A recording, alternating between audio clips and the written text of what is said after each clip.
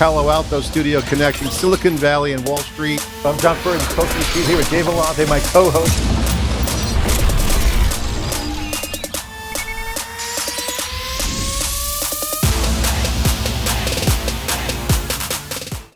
Welcome back to theCUBE studio here at the New York Stock Exchange. I'm Gemma Allen with NYSE Wired, Mixture of Experts, and joining me now all the way from Madrid is Domingo Ramos, CFO of Wynie Holdings. Welcome, Domingo. Thank you.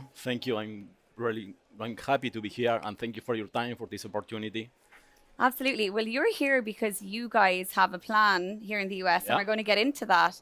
But first, talk me through what it is exactly that Wynie Holdings is and does. So Wynie Holdings, it's a company with a headquarters located in Geneva, in Switzerland. The company was founded more than 20 years ago. We have companies located in Spain, Italy, Poland, Portugal. And well, after those 20 years, the owner made the decision to start an IPO procedure. I joined the company at that moment. I built the holding in Geneva, and we bet for the US market, of course. That's quite important for us. And you are in the kind of beauty cosmetic space, correct? It's a holding company, but it's focused on beauty products? Yeah. Our core business are cosmetics for women. Okay. But we also own 4 additional brands related with different categories. Okay. Okay. But our core business, yes, cosmetics for women with meeting all the requirements in terms of quality, vegan products, pet friendly, that kind of things. Yeah. Okay, wow. I mean, very busy market in female beauty. I mean, right. a lot to say there. I know a lot. I spent a lot of money on that myself. But good for us. But you joined this company 3 years ago because the CEO of this company had made the decision to take this company public, and the plan is to take this company public here in the US, right? What's your background, though? What made you the man for that job? Well, I own more than 20 years of experience as CFO in different companies. I spent 12 years working for Mars. Okay. You know perfectly, as a USA company. One of the best companies you can find, a great school for all the people that start working.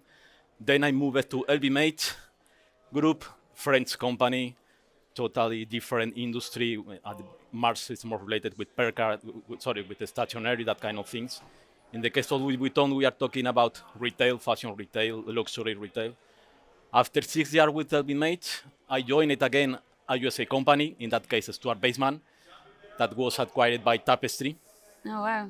And well, after more than 7 years with Tapestry, I joined it. One of the shareholders is my friend, and I was located here in New York when I was working for Tapestry. And he said, Domingo, we have this project in mind. The company is located in Spain.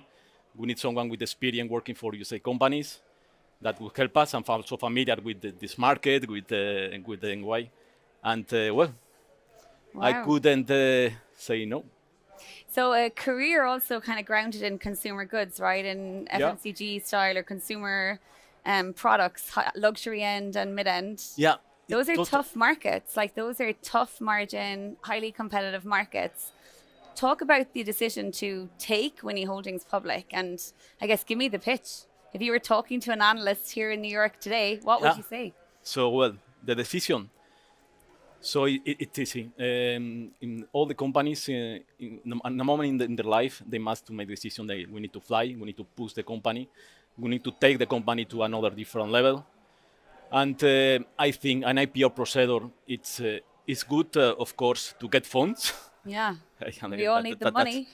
Money is money. For sure. But it's also important in our case, it was also a marketing decision. For us, it's quite important to be part of this market because it's also good for us thinking on our competitors. It's not an easy procedure.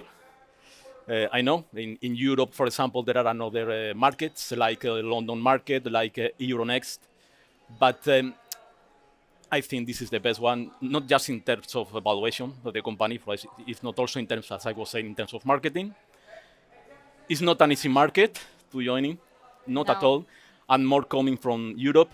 The compliance there is totally different to the requirements that we need to meet here. But I think this is the right place for us. It's true that our products, we are not, I mean, the USA at this moment is not our market, but our idea, once we finish this procedure, is to join this market and to land here with our own products. Yeah. So let's stay on the money for a second, because that's it's all about the money. I mean, we're at the center of global capital markets here at the New York Stock Exchange, right? The most iconic building possibly in the world when it comes to the flow of money. What is the, I guess, kind of key thinking around raising money, like raising another round versus taking a company public, raising a round in Europe versus raising a round in the US versus taking a company public? What kind of like drives those decisions? What are the nuances within each of those? So, well, good question. I think it's here in the USA, I think there is like an ecosystem. I mean, not just the big, we are not a big company, we are quite a small company. And in Europe, it's not easy being a small company to start this kind of procedure, to go to public company. Here in the USA, you can see every day there are small companies starting this kind of procedure. The offer is quite huge, it's quite important. I think it's more difficult in terms of requirements, in terms of compliance, that kind of legal questions, that kind of things. But it's also true that, for example, here, if I try to look for an underwriter in Europe, in Spain, I can tell you that there are not too many able to join Wynie, to collaborate with Wynie. Here, when I opened and I started the procedure, I received 20 calls from different underwriters able to join and to help Wynie. So that's also quite important. Everything happens at scale here, right? Yeah. For sure. Yeah. So in terms of Wynie's product, its supply chain, right now it's very much anchored in Europe. Do you plan, or is there a roadmap to bring this product to the US? Of course. And what's that process like? Talk me through that. I think the key question here is, if you want to make business with cosmetics, you need some specific license to do it. You need to meet some requirements in terms of quality, and that's the key question. Here in the USA, as it's so difficult to get the license that it requires time. But we are starting also the procedure 2 years ago, but it requires a lot of time. Your government is quite tough with that kind of thing. Yeah. And when it comes to cosmetics too, there's all sorts of even like FDA requirements, right? In terms of products. You must be quite careful. It's not the same making business with a handbag, that with cosmetics. Because at the end you put the handbag on your arms, but with cosmetics, it's chemicals. Yes. Yeah, for sure. So you're here, you're having some conversations this week. You're hoping that you joined 3 years ago to make this happen. You're hoping that this summer is the moment. I think so, yeah. What sort of timeline are you looking at here, and what sort of roadshow are you on? Are you here meeting different analysts, talking to different folks to kind of tee this up? What does this look like for you? So our deadlines, we have finished DEF1. It's supposed DEF1 must be submitted this week. Let's cross our fingers.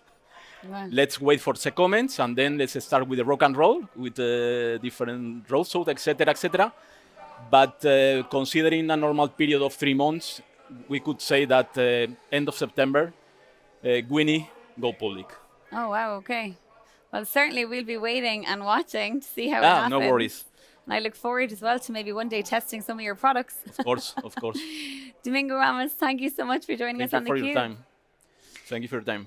I'm Gemma Allen here at theCUBE studio at the New York Stock Exchange. This is NYSE Wired's Mixture of Experts. Thanks for watching.